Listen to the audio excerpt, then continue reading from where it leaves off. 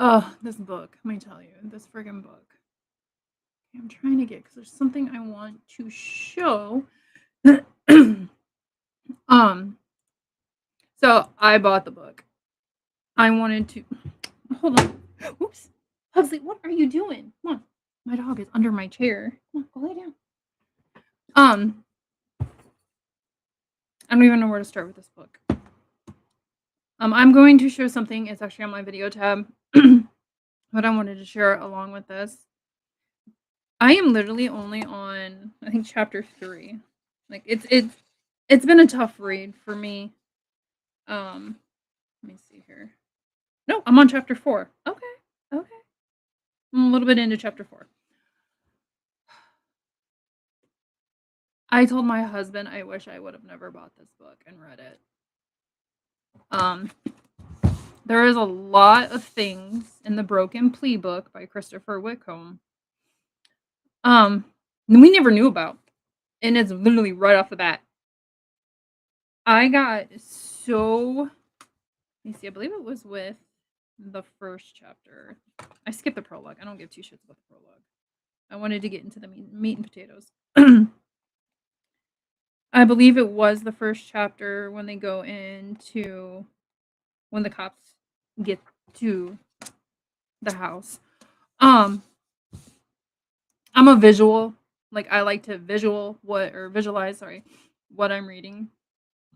And some of these things I sat and I just stopped and I stared off into space, putting myself into like Kaylee or Maddie or Xana. I couldn't really do Ethan because I'm not a boy mindset, but mostly Kaylee. From what I read, I put myself into her position, and I just started crying. I'm like, oh my god, the amount of terror, fear, being scared. Nobody, nobody should ever have to go through that. Um, but going into this book, you definitely have to keep an open mind. I have so I had a cup of coffee, so I'm a little snotty this morning. Sorry guys. But I've read some comments people are calling this book trash, saying it's a lie. I do I believe Brian Kohlberger did it? Absolutely. I believe he did.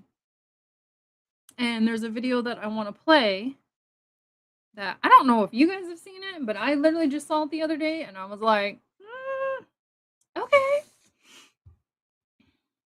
Do I'm on the fence of did he do it by himself? You got to stop and think how old Brian is. I highly doubt that he went for his walks and stuff like it whatever. Unless that when he was doing his runs or walks with that one guy, if he was training himself or bringing up his stamina, I should say, to unalive 4 young college students. I I'm trying not to make anybody mad. And I gotta watch what I say when I'm going through this book because I have my theory. Um, I just find it hard to believe that this guy took on 4 young adults, very young adults, by himself and didn't get hurt. But like I said, I literally just started chapter 4 last night because it's been a hard read for me.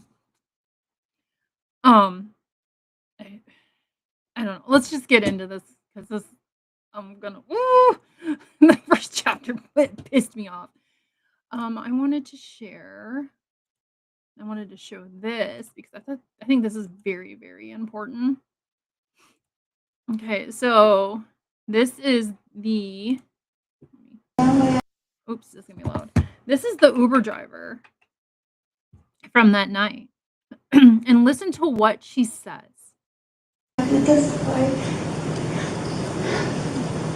Yes, yes, so yeah, because I'm a DoorDash driver, so yeah. You have to testify in which murder Murder case? case with college girls. Oh. I'm a DoorDash driver, I saw Brian there. Right next to him. I parked right next to him.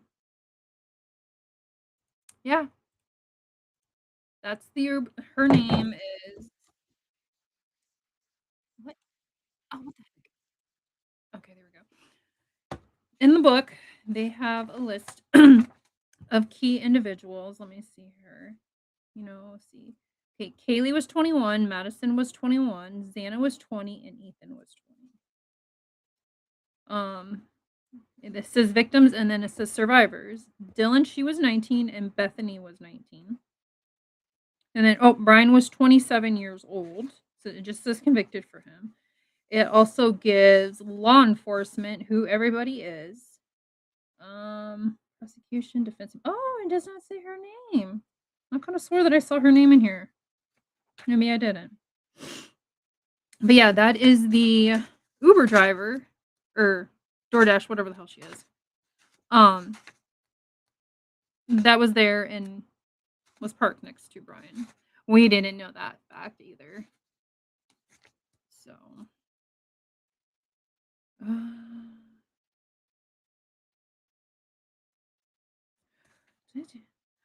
oh, I totally skipped over this and I read it and I didn't even think about it. So I'm just gonna start off with chapter 1. I'm not gonna read the book. I highlighted some things before I go on to different areas of the highlight that I did. I'm just gonna give a little brief rundown of what I'm reading because it's kind of like you go into one thing and then Chris is like, before we deep dive into this, we're gonna take a look at this. And then he kind of circles back around. And it's kind of weird how it's set up. But we're gonna start. This is part 1. Do I have highlights in this one? Let me see. Yes, I do. Okay. So like chapter 1, the communication. It says December 9th, 2023. And this is a letter from Brian to his dog. It's not the full letter. It's just a couple sentences. But remember, December 9th, 2023. This is when I believe he was already in jail at that time. Maybe. Dear Scout, earlier you and I, unbeknownst to you, communicated. Like, okay, I already have questions and we're in within the first sentence. We've already heard this because Brian Enton read it. Halsey, what are you doing? What you got? Hold on a second. My dog has something.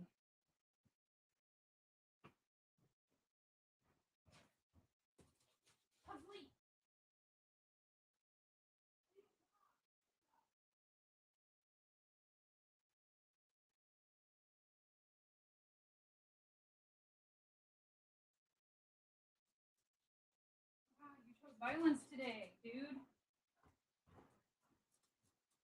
Sorry. My dog woke up and chose violence this morning, didn't you? Ugh. Okay, anyways. Sorry. Let me see. You and so you communicated. How did he communicate? Like, how did they communicate? It's weird. I don't know. I have no doubt that your heart was conscious of what I intended. Always your pack brother, Brian C. Kohlberger. Letter to his dog. Laytalk County Jail. Yeah, he was already in jail. I'm just like, fucking weirdo. And now he's out there. I swear to God, every time I try to get on here, my dog is just. Let me see here. Okay, so we're gonna go into. Let me see here. Focus on the Let me see. If we're understanding Kohlberger's plea, we need to focus fully. Okay, it starts off with the 911 call. 911 location of your emergency. Police involvement starts Sunday at 11:56 a.m. with Bethany Funk's call for help. I got so much shit to talk about how long they waited and why, and just it goes on. Something's happening. The Funk, of course, is one of 2 surviving roommates in the house at the time of the crimes. Investigators would later conclude Koberger left the house around 4:17 a.m., which means Funk waited almost 8 hours before calling for help. Why? I gotta watch what I say. I'm not trying to catch a lawsuit. He got there, I believe it was what, around 4? I don't know where people are getting this 4 minutes. 4 minutes to 4 people. No. Unless he had help. No. Straight no. 20-year-olds versus almost a 30-year-old, not happening. Let me see all the basic questions. Okay, the cop. Let's see here. 911 operator Carolina. Okay, so still on the phone with 911. The 911 operator's name Calvin. Okay. Calvin says, "Tell me exactly what's going on." And then this is coming from, I believe, Bethany. One of our roommates is passed out and she was drunk last night and she's not waking up. Oh, and they saw someone in their house last night. Okay, so this must be Hunter. I'm sorry. Who is that talking? I don't know. I don't care. I highlighted key points that we didn't know about. That's pretty much it for that part. I mean, there's nothing really too much to the 911 call. Let me see. Okay, so Nunes is the first cop on the scene. Let me see. The place is a mess from recent parties, but Nunes is focused on what happened to the female on the floor at the end of the hallway. Now that comes into play later on in the book. What is my dog doing? Why are you laying under there and what do you have? Why are you being a jerk?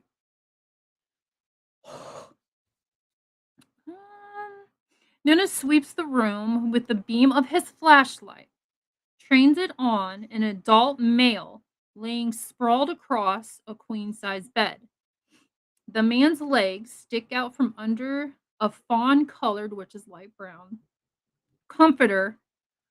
I don't even know if I want to say this part. There are some parts I really don't want to say, but he was not clothed, except for he had socks. A blue blanket covers his torso and head. Okay, so did the murder take time to cover him up? What? Why would you eat somebody and then take time to cover them up? Why?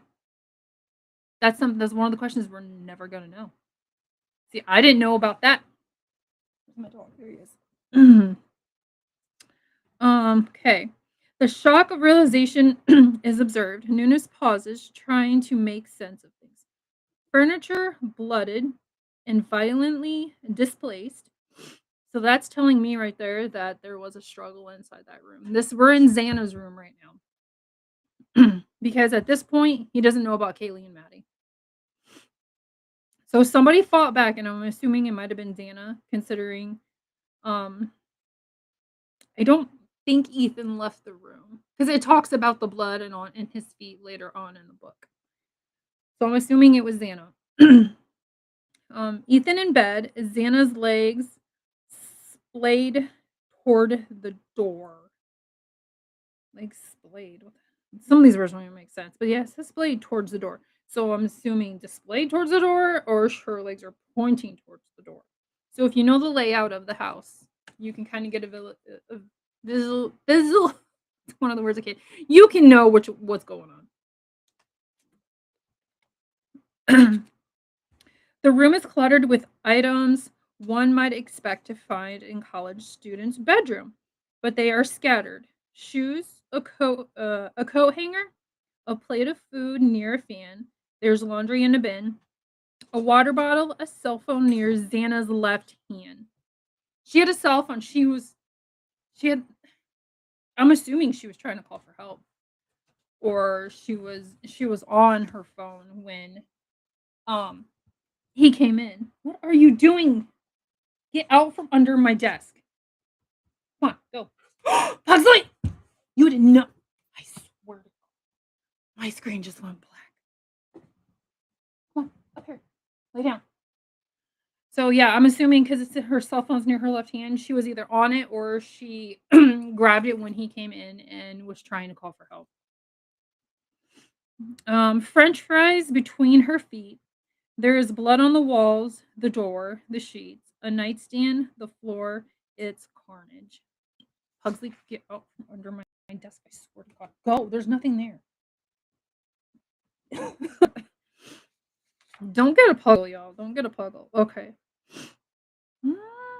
Okay, so we're at the part now. Officer Warner is now there too.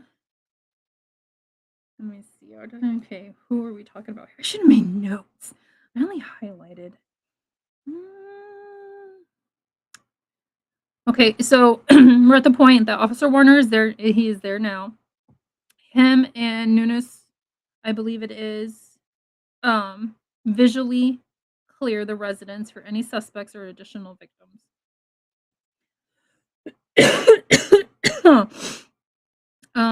Warner and Nunes find 2 additional apparently deceased females, both laying supine in bed. I had to Google that because I have never heard that on their backs. Okay, tells where the bedroom is. The bedroom was on the southwest corner of the 3rd floor. According to Dylan, the 2 females were likely Xana and Madison. Nope. Okay, that's where we're at. So if you guys remember the Nunes's report, and it goes into like this report is like ridiculous. It's in here too. His report that he makes when he gets back to the cop shop, he gets the names wrong. And yeah, it's in the book too. So it's Kaylee and Madison. One female showed an apparent traumatic injury to her face due to the basic facial structure being unrecognizable. Take a minute, let that sink in.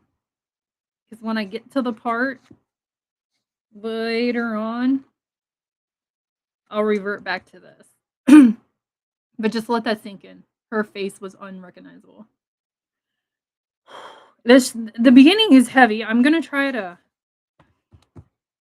use better words for some of these words in here because I don't want YouTube like shutting me down. Okay.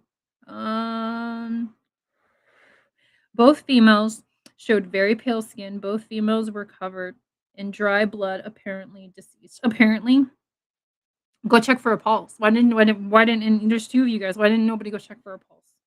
You're always supposed to check. Just check.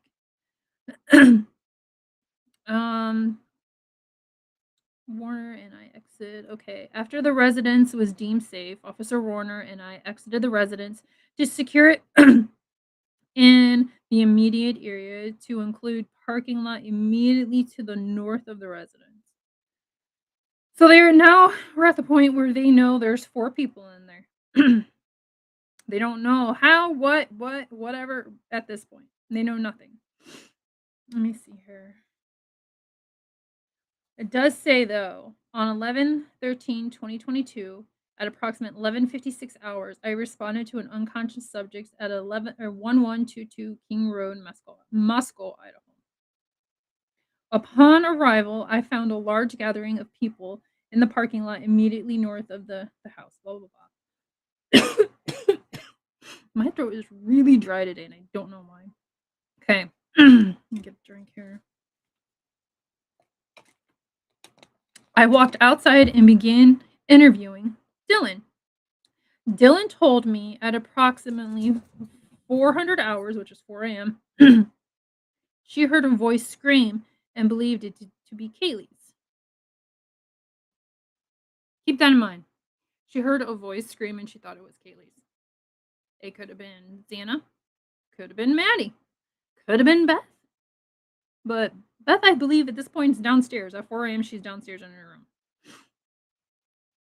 Dylan said she heard Kaylee scream and announced that there was somebody inside the residence. Dylan said she could hear Kaylee run from the 3rd floor down the stairs to the second floor into the northwest bathroom. Keep that in mind, because the shit changes. I'm just gonna say right now, I do not like Dylan. I absolutely despise Dylan. I can't stand this woman. Her story doesn't stay straight. Let me see. Dylan said she locked herself in her bedroom and continued to hear a commotion. Okay, you hear ag. Okay, you hear a commotion. Why would you lock yourself in the bedroom if you didn't hear anything else? It's just a commotion. Nobody's talking, nobody's screaming at this point. Why didn't you just open the door and say, "Hey, see, maybe somebody came over to party?" She doesn't do it.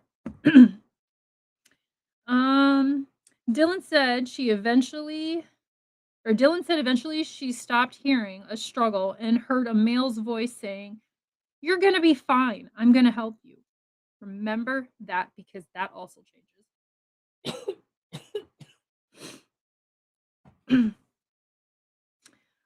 Dylan said she did not recognize the male's voice. Dylan said after a few minutes, she peeked out of her bedroom and observed a male described as approximately 6 feet tall. That also changes too. Slim build with black ski mask leave the second floor patio area. This door was likely left open as it was found open upon arrival. We already know this part of the story. We've already heard it. I didn't highlight it, but I thought I would read it again to compare to what's going to change. Okay, we're into like the interview part. I skipped a couple pages because it's just super annoying where it's back and forth. And what the hell do you have now? Where do you keep getting this shit? Oh my god. No. Sorry, guys. Okay, so we're into where Dylan is being interviewed now outside of the home. Um, okay, so she ran downstairs, Nunes asked, taking copious notes. Yes, I could hear her. You can hear everything. And I'm not sure I heard her run down the stairs really fast, and then I heard Murphy barking a lot. Oh my god, my freaking screen. My dog pulled something out. Hold on.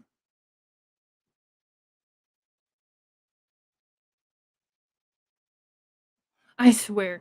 I'm just trying to do a live. That's all I'm trying to do. And everything just keeps getting messed up. Oh my god. Oh my god. Okay. She heard Murphy barking a lot.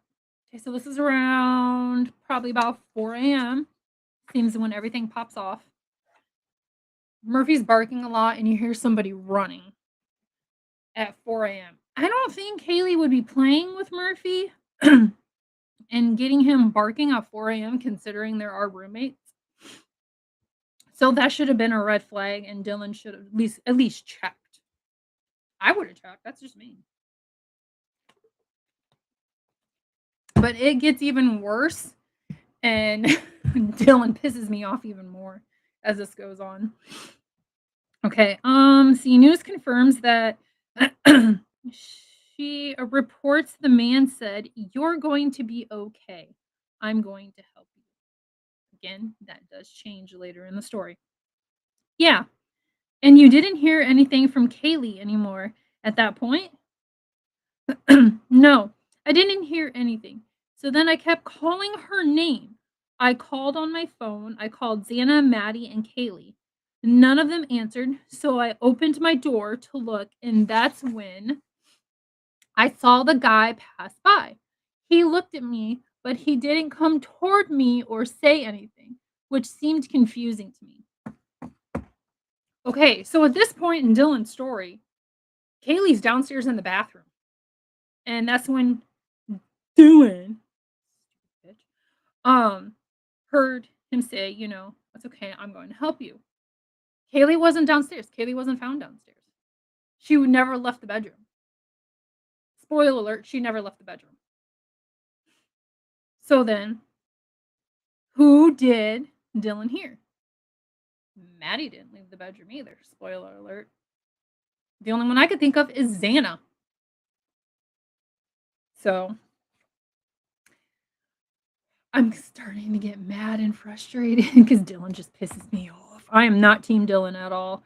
And I'm just going to let everybody know you are free to have your own opinion about this and about the survivors. Just don't harass anybody.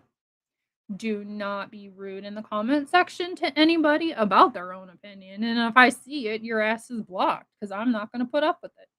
There's so much bullshit going around online about this book. It's ridiculous.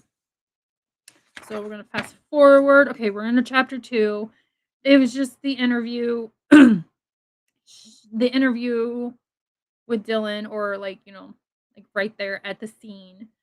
It kind of gets interrupted by Hunter and all them. It's just whatever. It is what it is. What it is. So we're gonna go through chapter 2. Chapter 2 is called Vandal's Football Ring Cam Device High whatever formal. Whatever the fuck that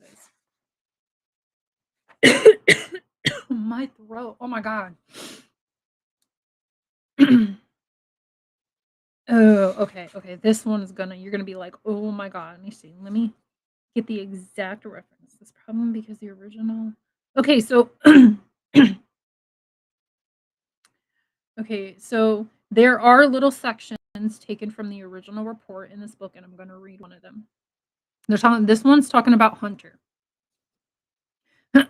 Johnson said he got the steak knife from the kitchen because he arrived and saw the female on the bedroom floor covered in blood and did not know if there was anyone else present in the room.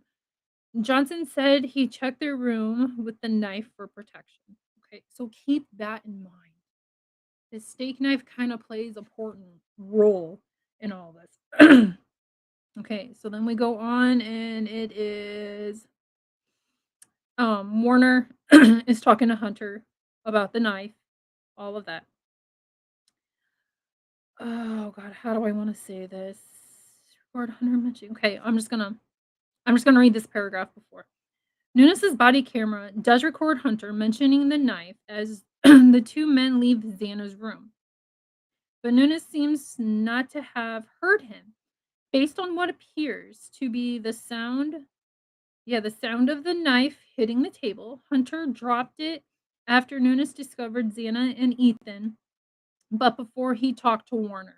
Okay, so Warner's the other cop that got on scene after Nunes. If Hunter told Warner about the knife, it's not recorded on tape. The knife, as soon as I flip the page, comes into holy shit kind of thing. This is a problem because the origin of the steak knife and the manner in which it was found, they found the steak knife on the folding table that they were playing beer pong on, which was found, are never properly explained. They're not.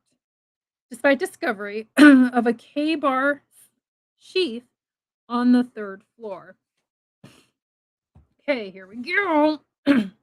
We should recall that even the prosecution admitted in the plea appearance that no murder weapon has ever been identified. And there hasn't. They've never found the knife that matches the K-bar's thing. Have been identified, recovered, or named. Autopsy. Okay, so this is where it gets interesting.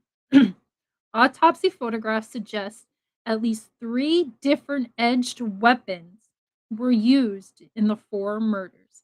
And despite all the hype, no laboratory findings provide that a K-bar knife was one of them. Boom!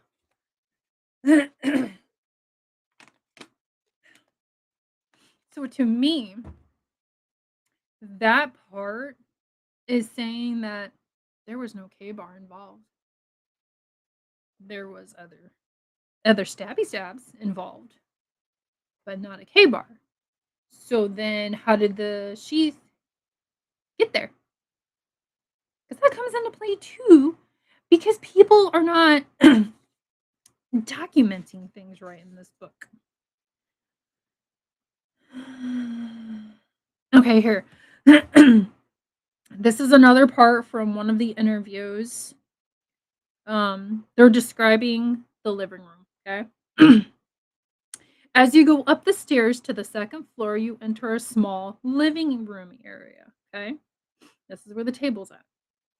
There was a folding table set up on the west side of the area, particularly blocking the entry to the west hallway. West hallway, I believe, is down to Xana's room.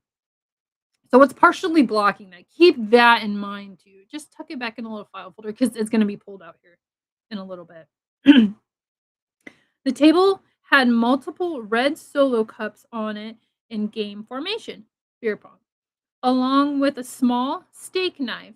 There were multiple areas of red liquid on the table that appeared to be blood. That also comes into play here soon too. So tuck that and keep that back in. Okay, my son made just school. I just want to check. I just got a text. Okay. Okay, let's skip through some stuff because, like I said, I only highlighted what I thought was relevant.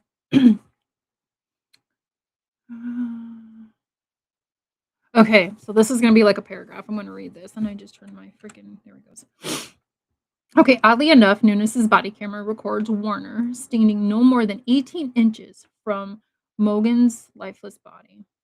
Shani has flashlight on the bed. The victims, and specifically Mogan's leg, were it extended out from under the comforter. This is the area where prosecutors allege the K-bar sleeve was found. Yet neither Warner nor Nunes mentioned the sheath in their reports. They were not. They didn't say anything about it in the reports at all. In fact, Nunes returns to the bedroom after Warner has gone downstairs and shines his own flashlight directly where the crime scene photographs later showed the sheath to have been found. So this is all right now. This is coming from the body cam footage. I would love to see this body cam footage. A frame by frame analysis of the video, widely available online, shows there is no K-bar sheath where the prosecution claims. Prosecution, that'd be a state. Yeah, that's state. I've never seen this video. So if somebody has it, drop the link or something because I would love to see this video. I don't know why I've never seen it. Perhaps it could be dismissed as a misleading camera angle or administrative oversight. But what turns up next really starts to feel like a problem. Though Detective Talbot made no mention of it in his December 6th report, he had already composed and logged a separate handwritten inventory. Let me see. On November 13th, 2022, he filed a 4-page evidence/property receipt documenting what he had discovered and seized at the house. I don't have this page marked. Let me see. Filed from the pen bag, taking items seized. Okay. Unlike the summer 6, Talbot, blah, blah, blah, until his page 2, report that butterfly wings really start to beat. Okay. See, knife, K-bar sheath, Talbot wrote, on the floor next to Vic 3. Though they're never previously disclosed, Detective Talbot here drops a bomb on the prosecution's narrative. If Talbot handwritten inventory is correct, the sheath was found on the floor. Nope. Prosecutor Bill Thompson has problems. His Brady disclosure, wherein headed over to detail, should have handled Kohlberger's defense a whole treasury chest of reasonable doubt. Okay, we're skipping. Okay, this one. Now we're on to Hunter.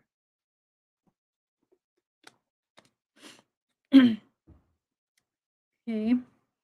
It says Hunter, let me see here.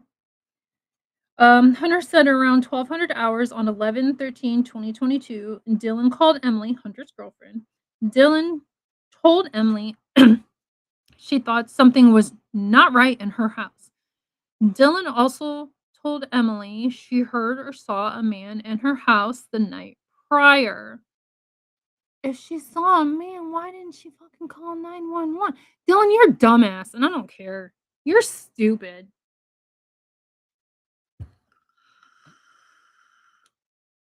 So then Dylan asked Emily and Hunter to come over, make sure everything was okay because she locked herself in Bethany's room.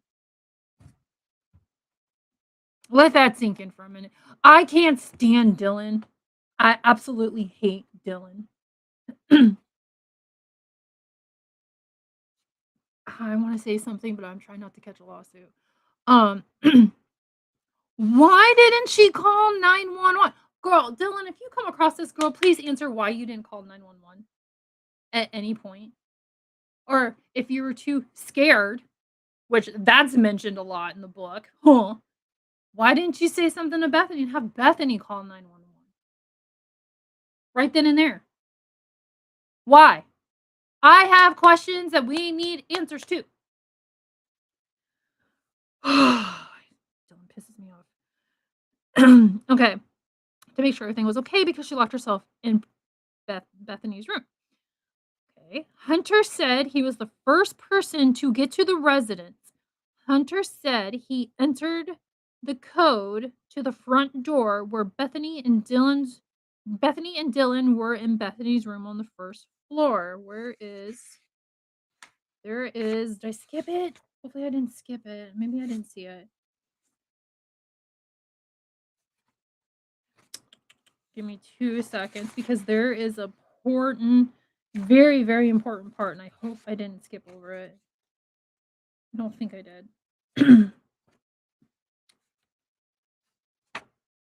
Because what a witness says is completely different from what Hunter just said. Maybe I didn't. I'm just going back through the book real quick to make sure I didn't.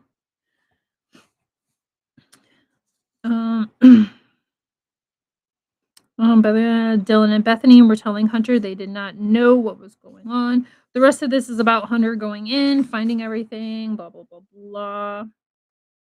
Condition of the crime scene. There were survivors. Okay. The problem establishing the initial condition of the crime scene is that there were survivors. Despite numerous interviews with Bethany and Dylan, police never fully established where the two women went or what they did between the hours of 4 a.m. and 12 p.m.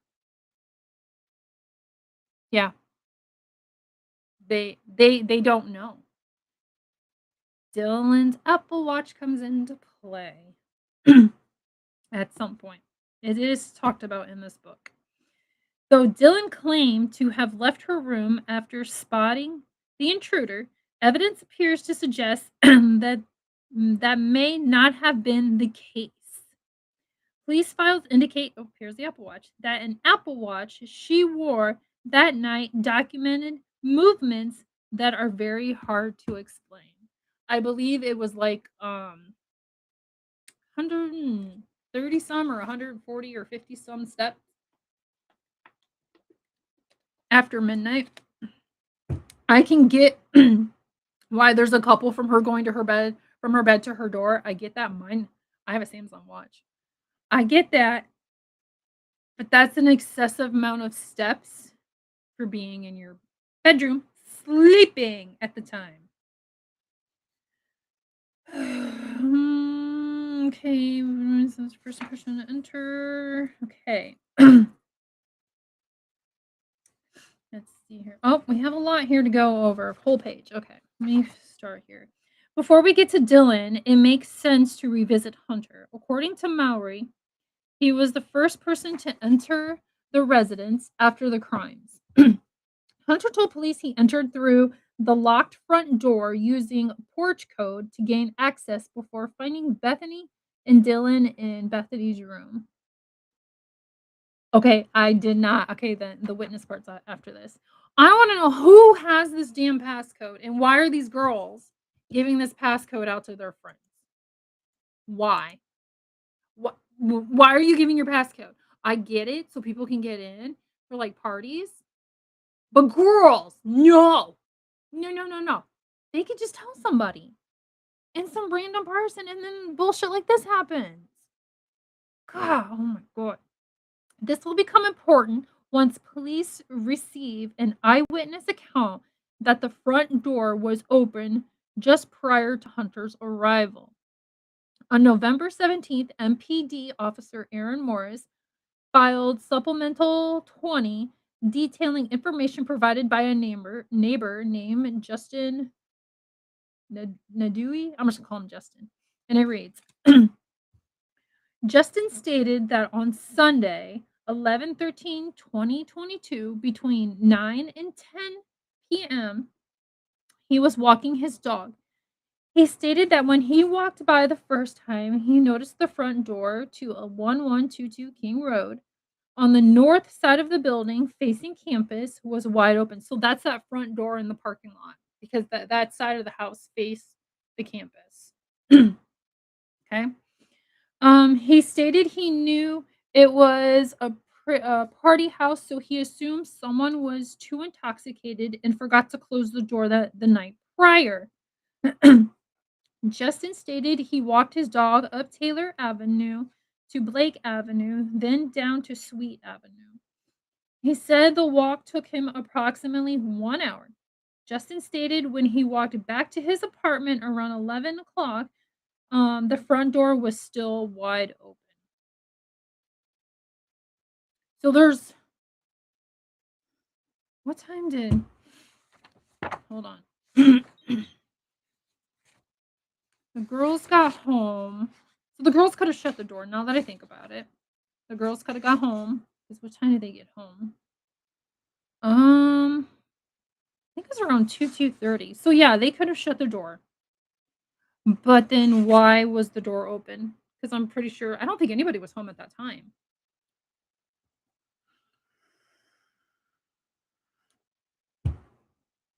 Was see with not knowing, I'm trying to think when Kohlberg. Does anybody know when Kohlberger shut his phone off or did the airplane mode thing? Because I mean, he could have been lying and waiting, but where's he gonna wait at in that house? I mean, we've all seen the inside of that house. Or was there somebody else? Because it's a six-bedroom house. You have 2 rooms on the third floor, 2 rooms on the second floor, and then there's 2 rooms downstairs. That other bedroom, the sixth bedroom downstairs on the same floor as Bethany's, never comes into play. So what was in that room? I want to know what was in that room. Did they use it for storage? Maybe. Did somebody use it to hide out in? Maybe. What? We need to know. Okay, let me see here. Okay. If the 2 survivors never left Bethany's room, who closed the locked door? Okay, so remember, this guy was walking his dog between 9 and 10 o'clock at night. The girls, I believe, got home around between 1:30 and 2:30. So they could have easily locked the door now that I think about it. Now that I'm saying it out loud, I'm like, okay. When I was reading it, nope, can't do it. What first begs inquiry is apparent inconsistencies introduced by Hunter's story. He told Maury that Xana's room was the only one he entered, though he told Nunes and Warner he went into the kitchen to retrieve a knife. Okay, I'm gonna stop there. Hunter could have been saying he only went to Xana's room to see what the hell was going on, as in the girls' rooms. He was meaning he how I can't even think of the words that I'm looking for. The unaliving scenes. He was only in one unaliving scene. He didn't go upstairs to the third floor. That's the way I'm thinking Hunter's thinking, but I could be wrong. I don't know. Hunter seems a little sketchy. I don't know. He said the door to Xana's room was partially opened when he approached, but that directly contradicts Dylan's statement that she saw Xana laying on the floor as she went downstairs. So, did Dylan go into or close to Xana's room, or go in and was like, "Oh my fucking god," shut the door and is lying about what she saw? Or is Hunter lying about? Like, I don't know. I just feel like there's something more sinister at play that was going on with all this. It's just weird that nobody's stories line up. And I mean, I was in a car accident once, watched one of my good, or both of my good guy friends roll their truck, and I was shocked. I was in shock. I didn't know what the fuck to do. Let's see. Okay. Hunter's statement is further complicated by the fact that he told Maury his girlfriend Emily started to enter the house with Lyndon, later identified as Beck, and Josie. And at that, he told them to get out. If this is true, it brings to 6 the number of people who may have tracked evidence into or out of the house before Nunes even arrived. 6 different people in and out of that house.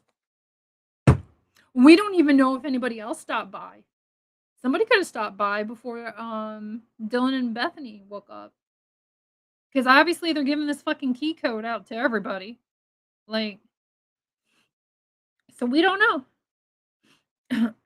Perhaps most interesting to the crime scene analysis is Hunter's statement that he checked for a pulse on both Xana and Ethan upon first entering the room.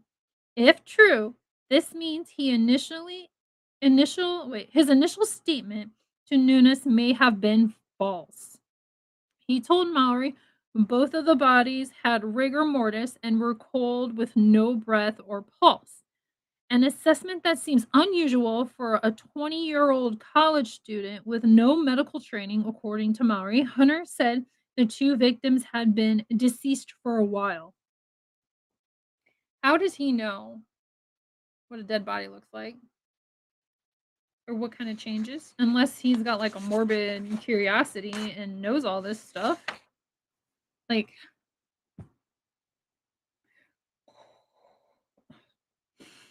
trying to keep my cool because I just want to pop off at the mouth, but I'm not going to. Okay, okay, this Jenna comes into play now at this point.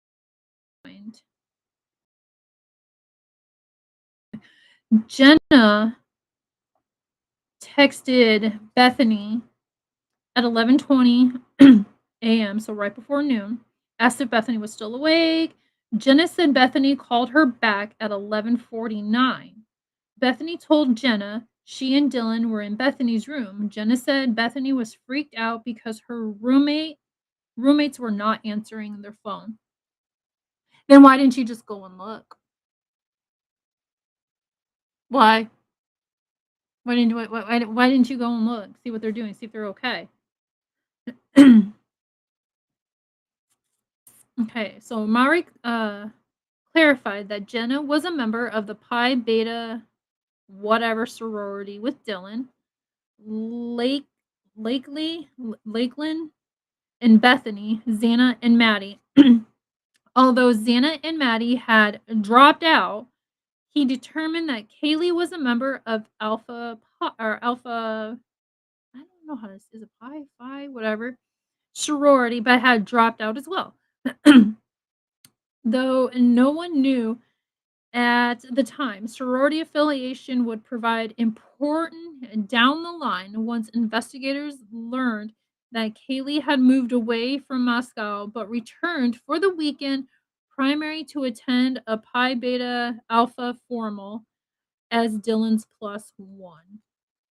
The plot thickens. Okay, I'm gonna take a break for a minute because my voice. Woo!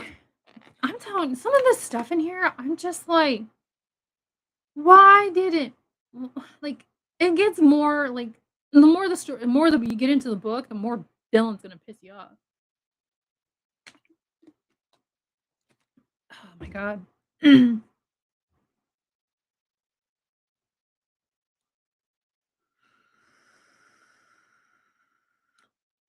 Just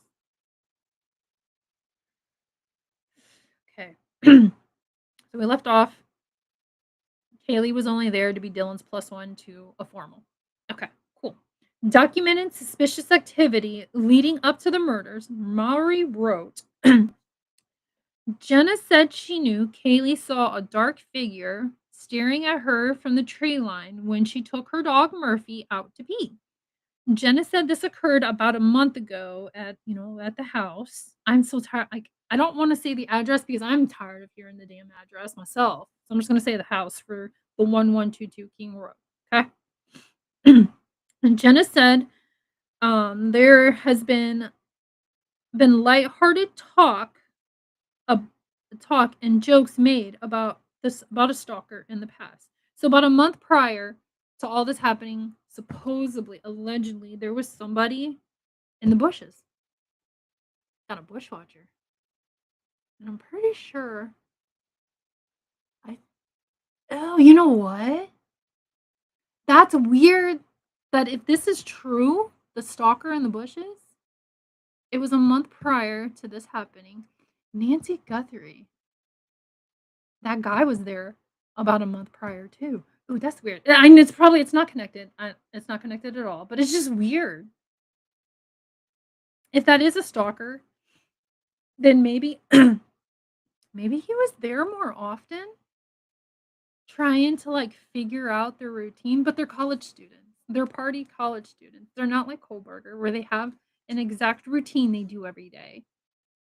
Like I can tell you um when I married my late husband, we moved to a Marine Corps base, but we lived out in town. And we didn't have our son at this time. I wasn't pregnant yet. And it started off because we did have roommates. We had 3 other roommates because we had like a 3 4-bedroom house. Yeah, we had a 4-bedroom house. So, to help us pay bills and stuff, we let them move in. It was party almost every single night. And then it went to Friday and Saturdays. And then it was like maybe a Friday night, and then the next week it'd be like a Saturday night or something. Like their routine changed. So, ooh, that's interesting. That is interesting. Let's see here. Lyndon said Dylan informed them that she saw someone in the house and Dylan could only see his nose and his chin. Okay, that I believe comes into play with the mask. It comes into play a little bit later. So kind of just hold on to that one.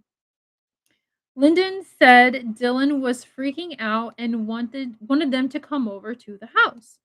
Though no one knew at the time, Dylan calling Emily at 10 o'clock Sunday morning provides the first apparent um, con-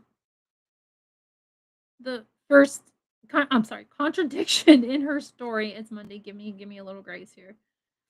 She told police she fell asleep with Bethany and she did not wake up until shortly after before calling 911 as Maury reported.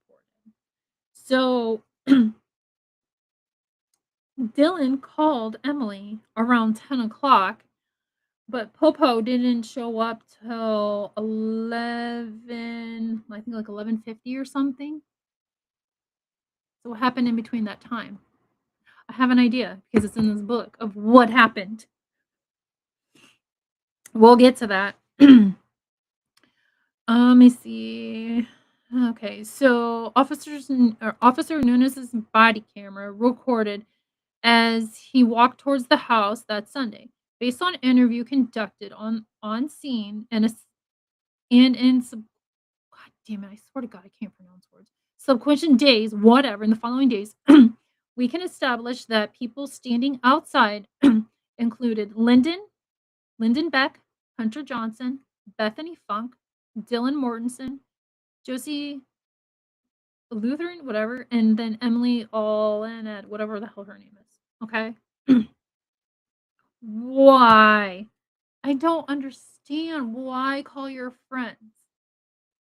Like, do these girls not have brain cells? Like, I it's so frustrating.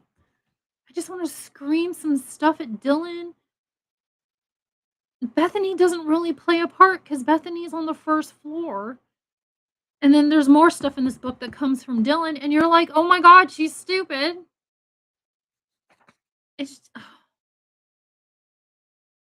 I'm trying my hardest to keep my composure, but this just pisses me off. Okay. Some of this I'm not going to read because it does describe um injuries to the girls and Ethan, and I am not going to, how do I want to say this? I'm not going to do them dirty like that. If you want to know, you can go find somebody else who is actually reading the full book online or buy the book because it's, like I said when I started this live, this was a very hard read. So just forewarning you, it gets very detailed. Um okay. The sliding glass door located in the kitchen, second floor, rear of the house. So you've got to go through the living room, through the kitchen to go out the back, okay? So keep that in mind.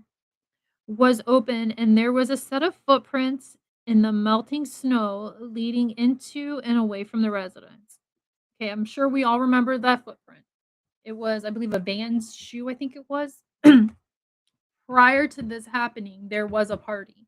I don't know if it was the night before or if it was like 2 nights prior, but I know there was a party that was super, super, super close to this happening. And if you remember some of the body cam footage from when the police got called to the house for the parties, there was kids out front, there was kids out back. So I'm pretty sure there was one an officer walked around the house and the kids were standing out back. I think there's like a concrete like porch thing there. So this shoe print could have been from a prior party. Or it could have been from Brian Kohlberger. We we don't know. And that's what sucks. Like I said, I'm only on chapter 4. I'm not even halfway yet. That's why this is part 1. Sometime in the early morning hours, Mortensen was awoken and opened her door, second floor, and heard a male say, "It's okay, Kaylee. I'm here for you." Now, do you remember? Let me go back to the page. I probably shouldn't have marked it. Kate or Dylan said she heard a guy saying, "It's okay. I'm here to help you." Kaylee's name was not in that. Yeah, "You're gonna be okay. I'm here to help you," is what she originally said. Now it's okay, Kaylee. I'm here for you. Mm, I get it. It's shock, it's trauma, it's fear, it's being scared. But I know that stuff can cloud our memories and our judgment and stuff. But adding Kaylee's name into that, it makes it sound like he was there only for Kaylee. We don't know. We don't know who he was there exactly for. So I'm just like, "Oh my god, bitch, get your story straight." Because, like I said, it changes. It changes a lot, and I didn't realize how much it changed. Okay, so, "It's okay, Kaylee, I'm here for you," and crying, she then shut the door. A short while later, she opened the door again and saw someone approximately 5 foot 10 inches tall, dressed all in black, with a ski mask standing in the kitchen. She made eye contact with the person and could see they were Caucasian through the cutouts for the eyes. Okay. So then I was originally going to pick apart this book because I had read reviews. Nope. Not doing that yet. I'm picking apart what Dylan said. I think it might be later on in the book, but Dylan said that she saw his nose. Then it went to I saw his chin. And it went to when she made eye contact with the person, she could see they were Caucasian through the eye cutouts. Girl, which one is it?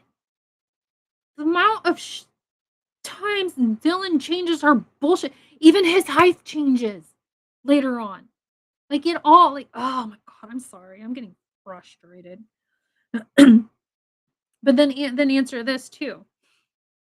Um, Supposedly Dylan calls for Kaylee when Kaylee is supposedly downstairs. It's not Kaylee. Kaylee never left the bedroom. It even states it in the book. Kaylee never left the bedroom. So, but she's calling Kaylee's name. Why didn't Brian go and do away with Dylan? She made eye contact with him. He knew she was there. If she called his name and then they saw each other. Why? It's just, I've got so many questions. Like, oh my god. Okay, let's move on. Chapter 3. We're in chapter 3. Like I said, I've only pulled out things that were not released to the public, which, I mean, it's a lot. I'm not going to read the full book. Okay, so we have a new player into the game now, Sutton. Sutton is, I believe, I should have made notes and I didn't. I believe Sutton is. Okay, Sutton is a let me make sure I get her title right so you guys know exactly what she does.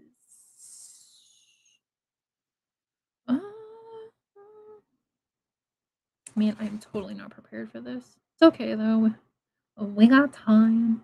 Sutton does something. I can't remember. She's a report of the CA driving. Okay.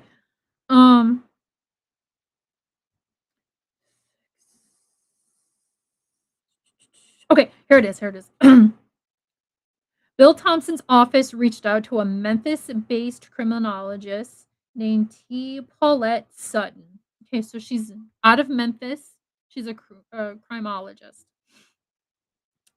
She does report, and this is stuff pulled from the report. On November 6, 2023, I received a Seagate 1 terabyte portable storage device from Latah County prosecuting attorney's office via FedEx ground. Okay, pause. I get she's in Memphis. This is in Idaho. It drives me nuts that they send like this shit through like FedEx. If you've gotten a FedEx delivery, I'm sure you know what I'm talking about. FedEx is horrible. My stuff always smells like cigarettes or weed. Like, I'm just gonna put it out there. That's what it always smells like, and it drives me nuts that they send this stuff via FedEx or mail or whatever. Because if this terabyte thing would have got lost, if it's the only one, the whole case is screwed. Because we know how things come up missing.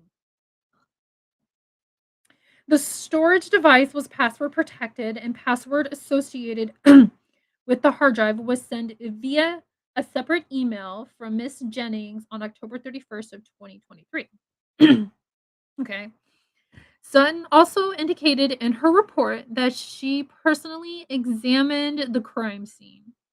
On December 21st, 2023, I traveled to Idaho and examined the residence at the house in Moscow, Idaho. At the time of my examination, all physical contents in all areas of blood staining had been removed. Okay. So between the time the unalivings happened to December 21st, everything was taken out of that house. So it sounds like they had the crime scene cleanup came in before she was able to go and do her assessment. If you don't know, crime scene cleanup, like if somebody passed away on a mattress, okay, and there's blood, after the body is removed, crime scene cleanup comes in after, and they don't take the whole mattress, which I find ugh. But let's say I died on my mattress. I'm laying on my back and I'm laying like the little chalk white outline of like dead bodies. Like the normal one where they outline your body and stuff. And I'm laying just like that on my back with my hands and my arms, whatever.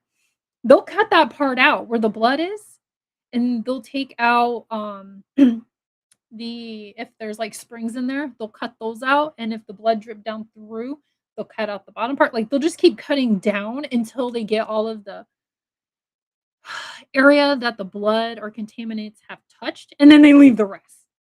Like they do that with floors, they do that with walls, baseboards. That's how they do everything, even chairs. Like it's stupid. Just take the whole thing. I don't fucking want it. Who's gonna use it? Okay. Let's go through. Okay. Okay, so we are talking. I skipped a couple pages because it's just boring stuff. The picture approximately of the body. Okay. Okay, this is coming from Sutton's report. The posture and proximity of the bodies of Kaylee and Maddie can be visualized when the comforter is removed. No blood is noted on the bottom or tops of their feet. Okay, that plays a very important role because that means, and they're going to say it in here too, they never stood up to get up and run, or they after they were eat, um, they never stood up. They didn't run anywhere. It plays a very important part in this. Indicating they were not upright or moving about the area after their bloodletting injuries were inflicted. So yeah, I mean, I know why they couldn't get up and move. I mean, duh. But even with the first or second, slashy, they didn't get up and run. I'm assuming there's one part in here about a sock that Kaylee fought. She did. She fought back, and you could tell she did. She used a series of gruesome images to make her point. Let me read this text. This might be the part that I don't want to talk about. I don't want to say online. Okay, this is the part about the sock. Kaylee was found in tartan pajama bottoms, whatever. There must be a brand. With I don't want to say this because this sounds like something happened, and as far as we know, it didn't. Her legs were not closed. Okay. Wearing an athletic sock on her left foot and a second sock beneath her right calf. Okay, so that tells me Kaylee was kicking the shit out of him. Because you assume if you're standing above somebody and you're trying to use a sharp object on them, they're going to be kicking you. So what are you going to do? You are going to try to control. You're going to try to get control of these legs. And like I said, let me see what. Okay, she had a sock on her left foot, and the right sock was beneath her right calf. So if I'm standing there or I'm laying there and I'm kicking somebody, they're going to try to control my legs, which the hand can slip off the leg, grab a hold of the sock, or the sock could get caught on a watch, or if on the glove, whatever they have, and comes right off. And what are you gonna do if your hand slips off that? You're gonna go right back in to try to get a hold of that leg. Sock drops.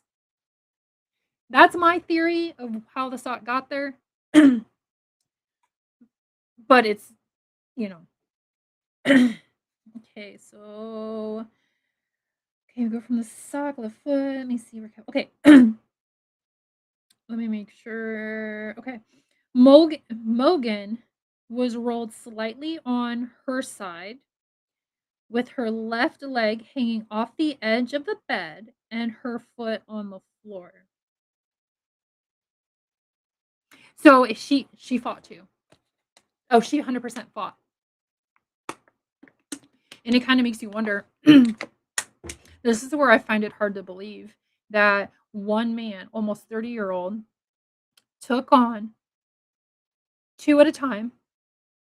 Like, if if he's coming, like he's going, let's just say he goes upstairs to Maddie and Kaylee's sleeping area and starts in on one, the other one is going to wake up because they were in the same bed. I find it very hard to believe that he had no scratches that we know of, um, bruisings, whatever, after, if you're gonna take on one person and there's somebody sleeping next to them, that second person's gonna wake up and fight you. These two girls fought. So I don't know. I'm stuck between he was the only one that did it and he had help. That's the only thing. But then they um went through his phone and all that stuff and he never called, he never texted anybody. But there could have been a burner phone. He could have got rid of the phone on his way back home that night because they never did find the K-bar knife that supposedly, even though they say that there was what 3 or 4 different types of knives used. So like, oh, Brian did make nobody talks about it anymore. He made the comment when he got arrested, and did you guys get the other guy? Or is the other guy in custody or something along those lines. Something along the lines of there's another person. I'm not here just to try to change your mind. I'm giving you my thoughts and my opinions. You are more than welcome to discuss them. We can discuss them in the chat, whatever. But I just find it so hard to believe that this 27-year-old man was unaliving one girl and the other one did nothing.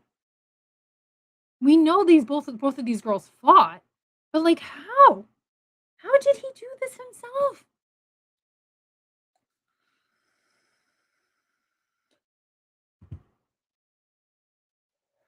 I'm trying to read ahead a little bit because I don't want to, like I said, I don't want to give the gory details.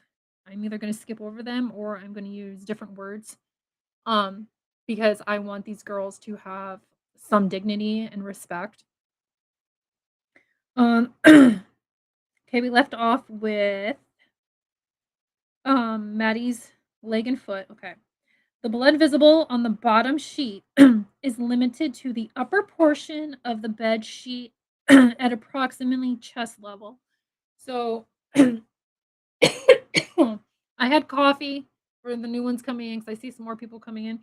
I'm a little snotty. Give me some grace. So the blood on Kaylee and Maddie, or the bed that they were sleeping on, is from chest level. So probably just think from the bottom of your ribs up. It would be the chest level area on the bed. According to their respective autopsy reports, no bloodletting, which means like the cuts, like any spot where blood can come out of you, or any slicey area. Yeah, that's what bloodletting means. Bloodletting injuries were reported below the waist or on the backs of either Kaylee or Maddie. So there was no stabby marks on the back of them at all. Everything was on the front. Let me read this. Okay. It should be noted that there were no drip trails of blood noted on the bedroom floor. Drip trails as in stabby. He gets done doing what he's doing with his stabby and he brings it down to his side and he turns around and walks away. That would be like the blood dripping off the stabby, like, like a little trail. Okay.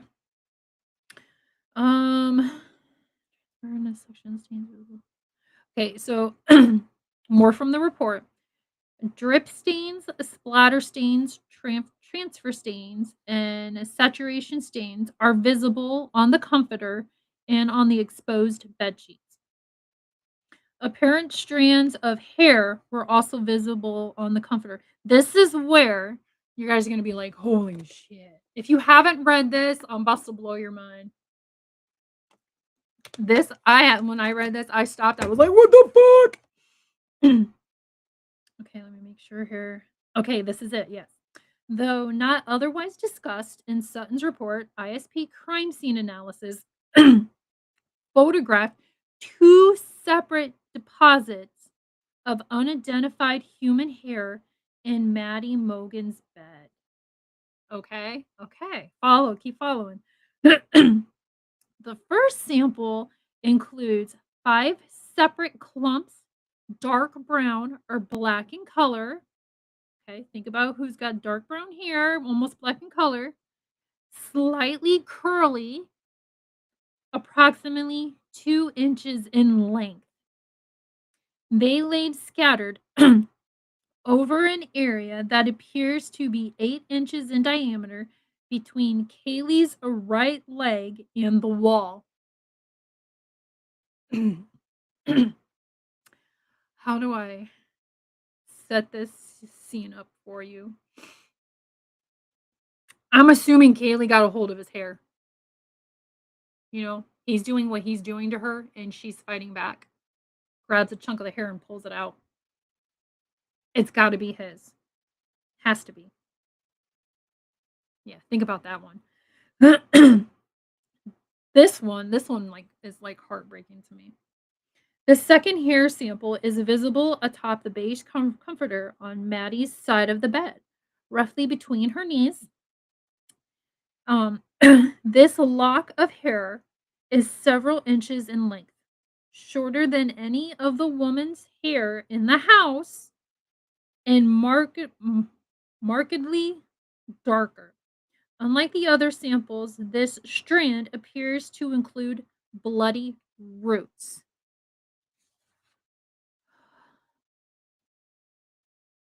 A PhD laboratory scientist to speculate. Or wait, I'm sorry, it does not need, sorry, a PhD in laboratory science to speculate that this was torn from someone's head.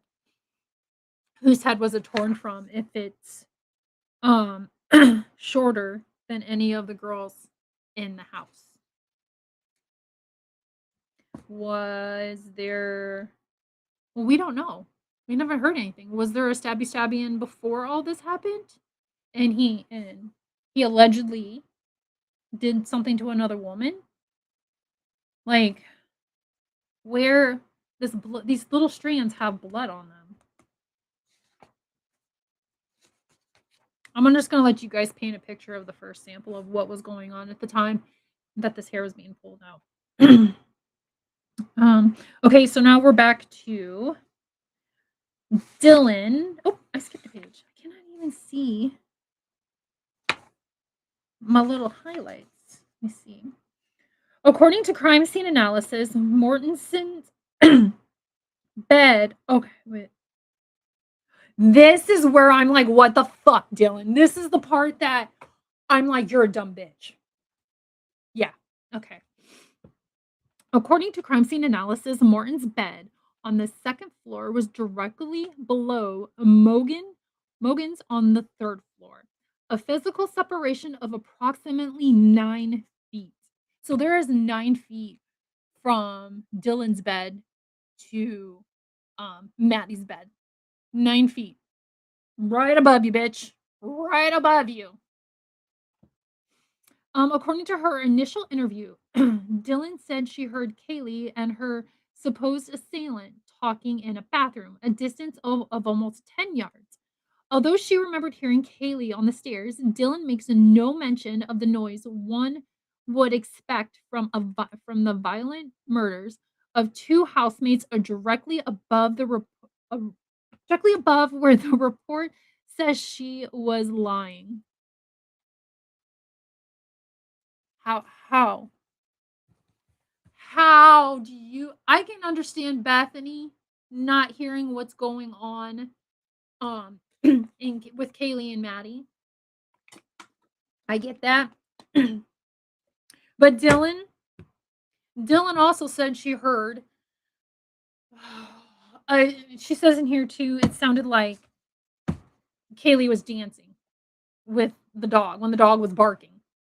Like I said before, nobody who's got any respect for their roommates is going to be having their dog bark at fucking 4 o'clock in the morning in the house. No. Mm.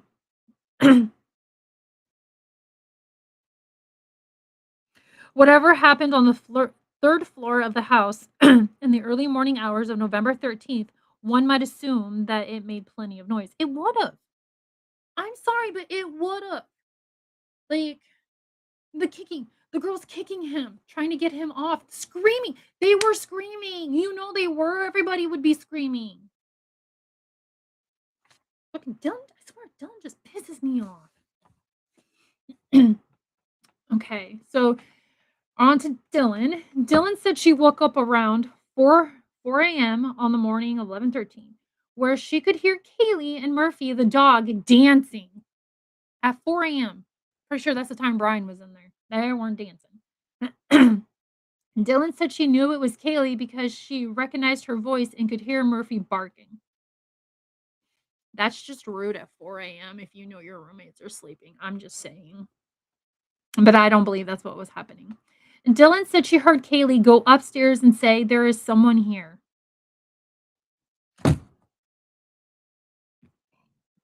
So which is it? um. Okay, so then it talks about the second part. But so Kaylee's gonna run past your room, Dylan, and not tell you that somebody's here? What the fuck? I personally think Dylan has lied about a lot of stuff. Someone's here. Dylan said she thought she heard Kaylee run back down the stairs. Dylan said Kaylee sounded scared when she made this statement. Dylan said Kaylee sounded scared. What? Can anybody explain that to me? Why, if there's somebody in the house, why would Kaylee run upstairs to say someone's here and then run back downstairs if someone's there? Why wouldn't Kaylee just lock herself in a room? It doesn't make sense. Time she jumped up and locked the door. She called. Okay, see, Dylan said at this time she jumped up and locked the door because she did not know what else to do. Dylan said she called out Kaylee's name and did not indicate if she got a response. So if she did call out her name, then Brian knew Dylan was there.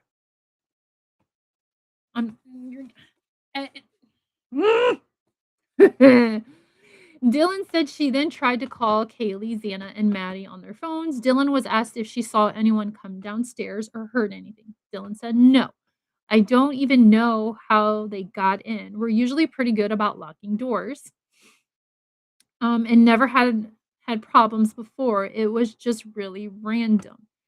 You never have problems locking doors, but every Tom, Dick, and Harry probably has the PIN code to get into the front door? Girl. Girl. Hunter coulda gave it to somebody, and somebody coulda gave it to Brian. We just don't know.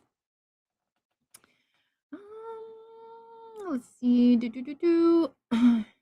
Dylan said she called out to Kaylee again, and there was no crying after. And she did not know what happened after that. Dylan said she opened the door again, and the guy is right there. Dylan described the male as approximately her height, 5'10", or a few inches taller, not skinny, but athletic build. It changed. She originally said that he was skinny, and then she originally said he was 6 foot or a little over 6 foot. It changed. Dylan said the suspect was wearing all black with a mask that covered just his forehead and goes around his face. So at first, Dylan said the mask, eye openings, whatever, maybe a mouth opening. Then it went to just covers his forehead. Let me see. Just covers his forehead and goes around his face. So you're telling me he covers forehead but left his whole face open? Dylan. Dylan. Mm. I'm sure you guys can read between the lines of what I'm thinking right now. Okay. Dylan showed with her hands the mask exposed his nose, but covered the mouth area. Okay, so I know, yeah. So she also says she saw his chin. Then she says she saw his nose. Well, which is it, girl? Pick one and stick to the fucking story. I did not remember. Oh, do y'all remember when Dylan said he had bushy eyebrows? She could see that he had bushy eyebrows. If it's dark, there had to be a light on somewhere, right? Dylan said she believed the suspect was white, but she also said earlier that he was Caucasian because she could see it through the holes in the eyes. But now she believes. Mm. White, but did not remember eyebrow color or what his eyes looked like. I'm pretty sure she said something about his eyes. I'm pretty sure. Dylan said when she saw the suspect, he saw her and just left.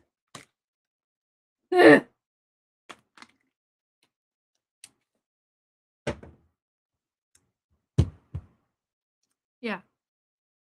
Mm. He was doing what? His criminal stuff over at his college. He knows that you don't leave witnesses. You don't. You just don't. But he left Dylan. Remember, Bethany's off in her own world. She's on the first floor. She's away from it all. She has no clue what's going on at this point until Dylan gets to her room. I I find it so hard to believe that he just left her.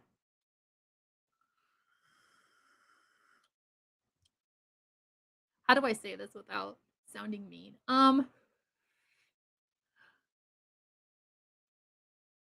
I do believe, or not believe, I do think that there was a second person. There has to be a second person with the um with him trying to unalive one girl and there's another one in bed, or like Xana and Ethan. Ethan would have got up and fought him. He would have fought his way. Like, what the fuck? There's no way he could take on two people at once. And for him to leave Dylan, I think Dylan's covering something up because why would she ask Kaylee to be her plus one when Kaylee and Maddie have been best friends since they were like knee high to a grasshopper? Why? That you guys do what you want with that. You think how you want. Come to your own conclusions and do your own research. Is what I'm going to tell you. Let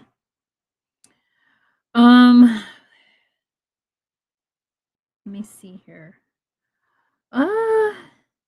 This okay. Okay, so we saw her, he left. Dylan said she believed he was holding something near his stomach or beltline. Dylan used both hands to point straight out from her abdomen. Okay, that's weird. All right. Let me see. Dylan was also asked, this is what gets me too. Dylan was asked how long she believes it was from the time Kaylee said, "Someone is here," to when she saw the suspect. Dylan said she thought it was about 10 or 20 minutes. Dylan went on to say she was in and out of it and she did not fully remember the incident.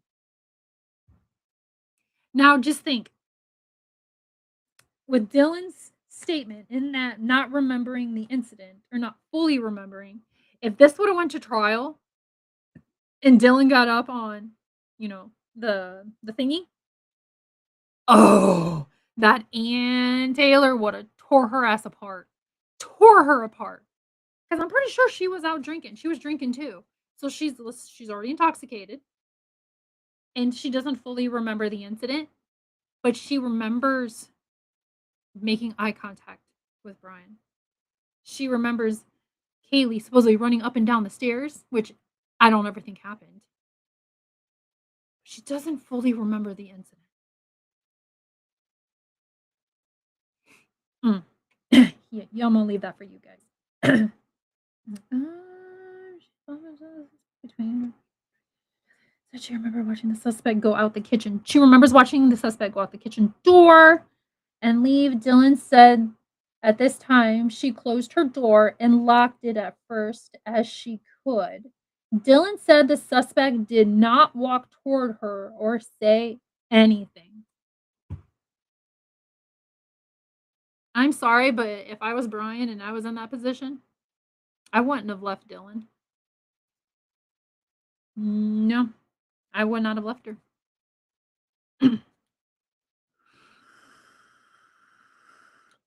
Okay. So this is still all an interview with Dylan. I believe this was like a couple days after the murders had happened. Okay. Dylan brought up an incident which occurred about a month prior. Dylan said she and Bethany remembered Kaylee saw a shadow while she was taught or taking Murphy outside. Murphy had to go potty. Okay. Make sure that didn't trigger my dog. Dylan said Kaylee also mentioned when she was at Winco 2 or 3 weeks prior, an individual was following her. Dylan also said she arrived home one time and the door to the residence at the house was found open.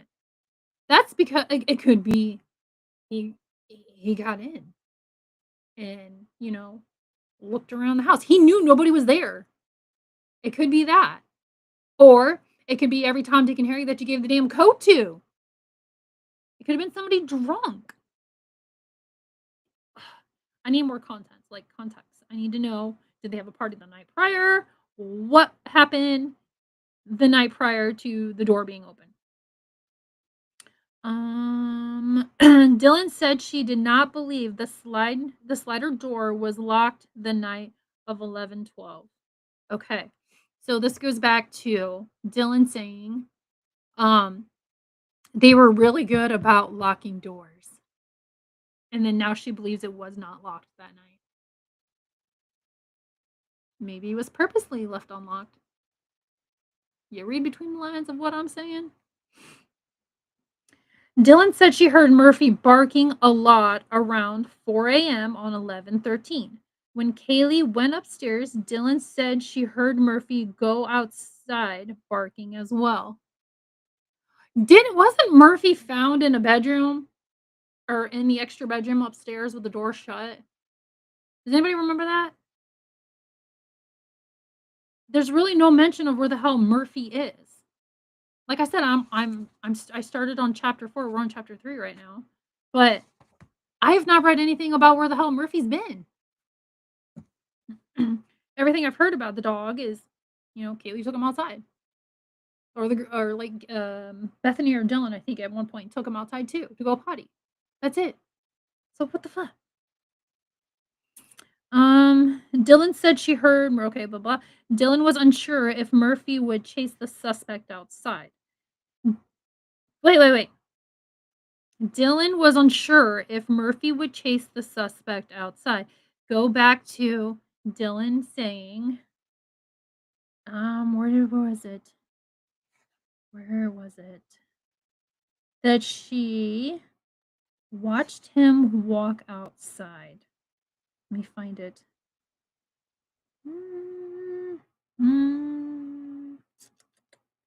I don't remember where it was at, but Dylan said she watched him walk outside. But now she's saying Dylan was unsure if Murphy would chase the suspect outside. Dylan, you got some holes in your story. Why would you say that? But yet Dylan said she heard Murphy go outside barking as well, but she watched the murderer walk outside. So you didn't see Murphy? You didn't hear his nails on the floor? Girl.